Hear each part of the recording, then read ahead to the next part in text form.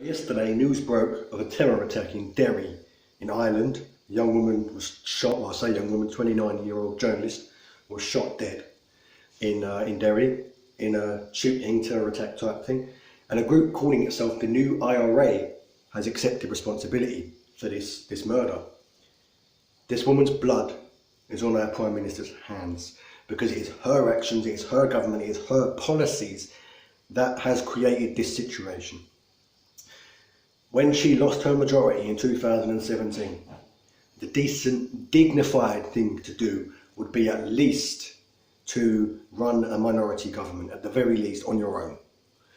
As it stood, she bribed a unionist, extremist, violent Irish party to prop her up on a case-by-case basis so she could do that.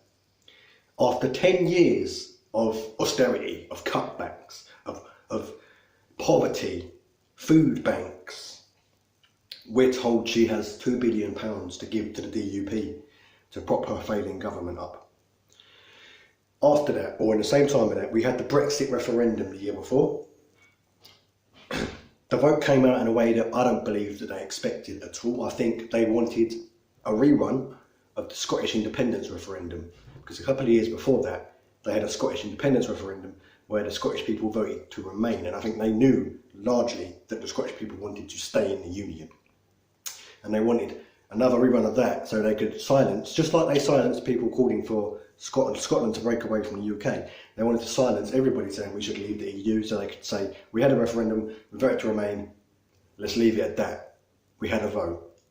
And ironically, that's turned around and is now the people who want to leave saying we had a vote, let's leave. So it's quite ironic how that's transpired. But because they got that vote that they didn't expect, we voted to leave, they had no idea how to implement it. They had no plan for how to implement a leave. So now they're trying to do it, but the Tories, being selfish by nature, they're trying to do it in a way that suits them, that benefits their party, makes their party look good. And there is no way you can leave the European Union and please everybody and sustain your party, especially if you're a selfish party. So they're trying to do that. And in that process, they didn't stop to think. They disregarded the Irish. They didn't stop to think about the Irish border, whether Ireland, they just assumed that Ireland would go with them. They didn't think that Ireland might want to go and stay in the EU, or Ireland might want to do this, or the Irish border might be a hard border or a soft border. They didn't even take that into consideration.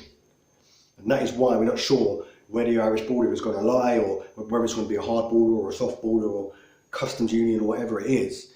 So you put those two things together. You put a central government, a London government, Westminster, loyal or paying money to a unionist extremist party. That can be construed as them taking sides in the case for Irish republicanism. And you put in the fact that there is border uncertainty now. It is a recipe for a new IRA to come along and start committing atrocities like they did in the 70s and the 80s and the 90s. It is an absolute cesspool. It is an absolute boiling pot that's about to boil over because Theresa May is too arrogant, too stubborn to give in.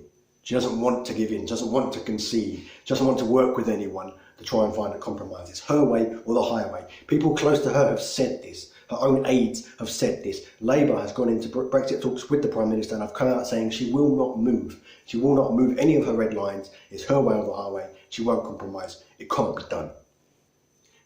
It's her arrogance that has caused this woman's death. Her selfishness.